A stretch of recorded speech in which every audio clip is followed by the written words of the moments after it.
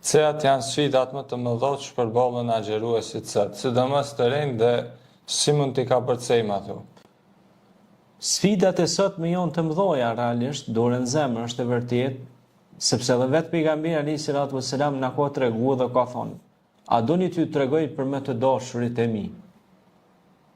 Ka thonë: "Ja Resulullah, kush ko kanë ata më të dashur se na, sahabët, shokët e tij, do më të dashur se ata s'ka pas." Thot, janë ata më të dashurit e mi, thot që kanë vlerën e 2000 shokëve, 2000 sahabëve. Sa 2000 pe josh një e ka vlerën. Thot, kush janë ata ja Resulullah? Thot, janë ata që do vinë pas josh, që nuk do të më shohin mua, por do të më besojnë si pejgamber mu dhe do besojnë Allahun si një Zot të vetëm dhe mu si të dërguar Zotit. Edhe do kujdesen për moralin e tyre, për shikimin e tyre, për epshin e tyre, ata djemë të ri, ata djetmosha të ri, edhe ato vajza të reja që janë të sinqerta. Tashi, kur flasim kështu bashkarisht, duket disi tingëllon si utopike puna, dhe si thua, a ka ekzistoj një stil kaq sinqert në shoqërinë tonë, subhanallah. Po ka, nuk them që s'ka, subhanallah. Mirë, po ne synojmë që t'i shtojmë më shumë djemë e vajza të sinqert në shoqërinë tonë, sepse kur ne punojmë ditën dhe natën, padyshim që frytet korren në fund të ditës. Nëse ne punojmë vazhdimisht dhe në mënyrë sistematike, do edukojmë breza të shëndosh. Sepse këtë ligjërat do ndëgjojnë vajza dhe djemë dhe do inspirohen nga këto fjalime dhe nga këto mesazhe që vijnë nga gurra e pastërt e ujit të çeltër dhe të kthjellët si loti që është Kurani famlart, që është më e pastërt dhe më e kulluar se çdo materie lëndore që është syni i njeriu, që është fjala e Zotit që dëpërton thellësisht në shpirtin e njeriu. Sepse Zoti tha në Kur'an: "Qad aflaha man zakkaha wa qad khaba man dassaha", ka shpëtuar ai që e pastroi vetveten dhe u largua nga gjërat e kota.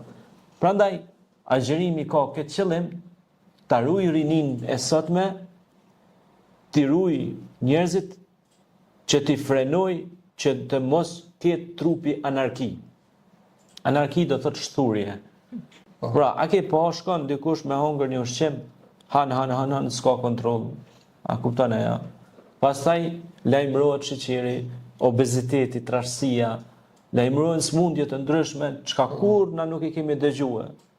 Për shembull, është djalë ndoshta 20 vjet i ka, 22 vjet i ka, e ka subhanallahu borkun plot smundje, mbetje inerte që ka hunger, i ka marrë për ushqimit, për toksinave.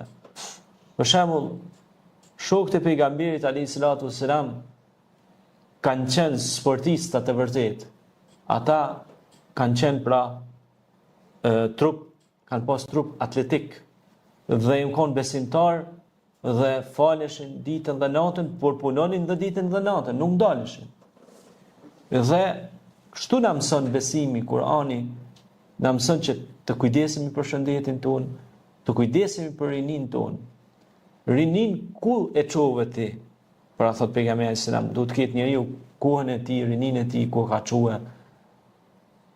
Nëse ti ke devijuar në rrugë pa krye, atëherë do të kesh përgjegjësi sepse të ka humb koha kot. Dhe humbja e kohës është, Zoti thot në Kur'an, wal asr, pasha kohën. U betu Zotin kohën. Pse u betu Zotin kohën? Për më na treguar të gjithë neve që nuk bën me humb kohën në gjëra të kota, sepse është e rëndësishme. A e dini sa njerëz sot kishin mujt me i kry ka 3-4 fakultete, magistratura, doktoratura dhe PhD dhe pa e vrejtur fare. Por edhe nëse s'do t'i kryni ato diploma fare, a dini sa zanate do t'i kryni? Për shembull, nëse ti ja vendos vetes tonë si qëllim, qit vit unë du me kry intenziv 8 muaj rresht praktik për elektricist, për elektriqar. 8 muaj dit ti ki mu bo mjeshtër i zanatit elektrikes. Se janë 8 muaj, gati një vit, pra por du të shkosh për çdo ditë. 3 muaj dit do të shkojnë vetëm të shikosh se si bën ato lidhjet. 3 muaj dit do të shikosh detajet. u bën 6, 2 muaj ditë do t'i bësh vetë, edhe do të përcjell instruktori. Pra që të kryesh një kurs minimal për lidhje jo shumë të rrezikshme, por për ato lidhjet e thjeshta. Nuk po shkojmë në ato të larta. Po për këto thjeshtat është një zanat, sepse çdo shtëpi ka nevojë për një zanatxhi. Ose për ujë, ose për ato, ose këto, secila ka profesionin e vet. Sikur më ja kushtu na çdo vit, ka një vit një profesioni, një zanati. Ne do të ishim mjeshtër dhe kjo shoqëri do funksiononte për mrekulli.